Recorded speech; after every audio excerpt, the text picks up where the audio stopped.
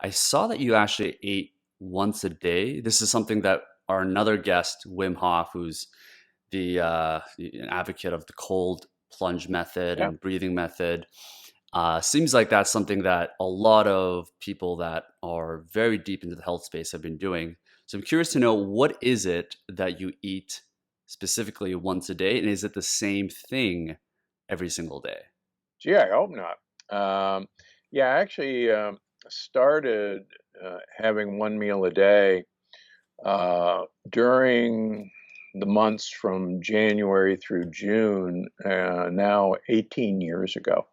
And I actually wrote about doing this in my first book, Dr. Gundry's Diet Evolution. And interestingly enough, as far as I know, I was the first author to start writing about um, time restricted eating and extreme time restricted eating. And I actually had an entire chapter in the initial manuscript. And my editor at Random House said, this book is already crazy and this is really crazy. And we're going to get rid of this chapter. I said, no, no, no, you can't do that. There's really solid evidence. This was 20 years ago. And she said, well, I'll give you 2 pages. And I said, well, okay. So there's 2 pages in that book. And I saw her at a Mind Body Green conference last summer. And she came up to me and she said, oh my gosh, I'm so sorry. She said, you were so far ahead of your time. I should have let you add the whole chapter. So, yeah, I've been doing this for a long time. Yeah. So yeah, so for instance, yesterday, or last night, so I usually eat all my calories in a 2-hour window between 6 and 8 Two o'clock at hours. Wow. night. Now, why do I do that between 6 and 8 o'clock at night? It's because my wife and I are home at that time. She has a business as well. So if I was going to do it correctly, I'd probably have that 2-hour window, noon to 2 o'clock in the afternoon. But that's not practical for either of us. So, Why is it better for noon versus eating at 6?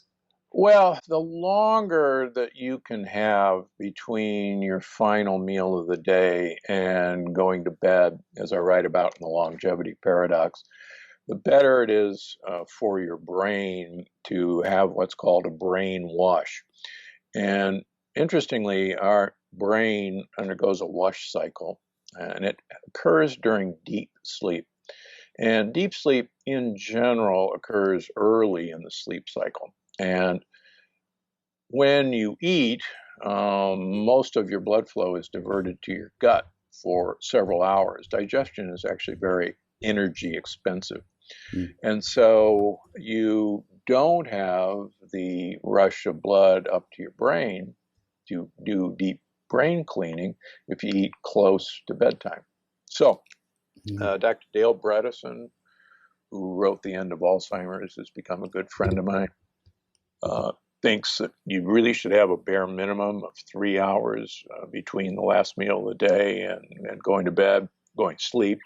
And I'd like to, a couple days a week, push that to 4 hours if at all possible. So, Interesting. So for someone that's a nocturnal like myself that goes to bed 1, 2 a.m., sometimes 3, depending on what YouTube video I'm watching, does that mean that I can actually eat a bit later than most people that go to bed early? So it's really just about before you fall asleep. It's not just about the correct. time of the day.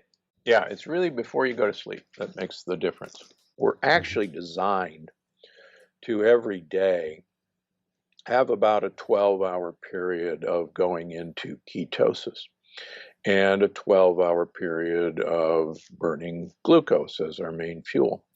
And unfortunately, most of us in North America, and now sadly in most of the world, we tend to eat over about a 16-hour period during the day.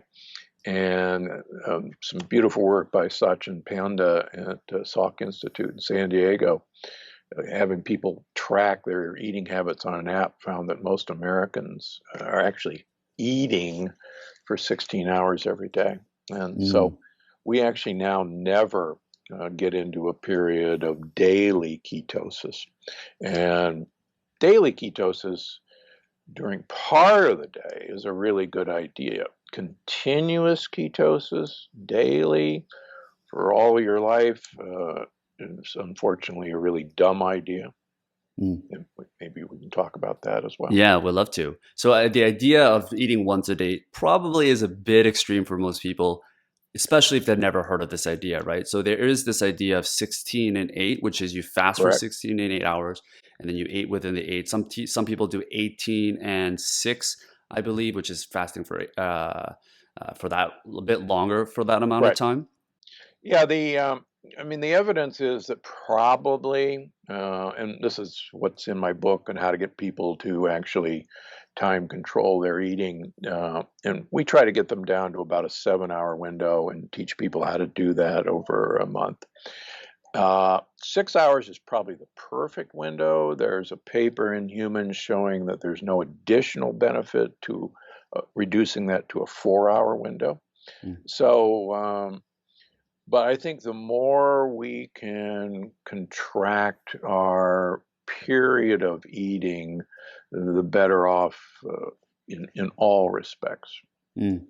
Yeah, I'd love to dig into some of the benefits. So you mentioned that there are benefits of doing this. Some people may not have heard about it. What are the core benefits that people can see from this idea of restricted eating during the day? Yeah, there's actually some very interesting anecdotes about how most people in the world used to eat. And even in Victorian England, which was a little over 100 years ago, people only ate 2 meals a day. And usually a lunch and a dinner. Breakfast was unheard of. And most societies, for instance, the French have no word for breakfast. Right. They had to invent petit déjeuner because déjeuner was the first meal and it was lunch. Mm. So the idea that we were actually supposed to be eating breakfast is a very modern concept, and it was actually perpetrated by the cereal industry. That you had to, it's like, you tell a lie often enough, it becomes a truth. Yeah, an apple a day keeps the doctor away, which we'll also get into around Which we'll fructose. get into, yeah, on Yeah. fructose. So most hunter-gatherer societies don't eat throughout the day. Most hunter-gatherer societies in general eat 1 meal a day, and they've gone out during the day and gathered, and their meal is usually in the evening when everybody returns. The women are usually gathering, and the men are often hunting, and the hunting usually doesn't go well, so it's a chance for men to just go clown around for a while. Mm. That's a whole nother story.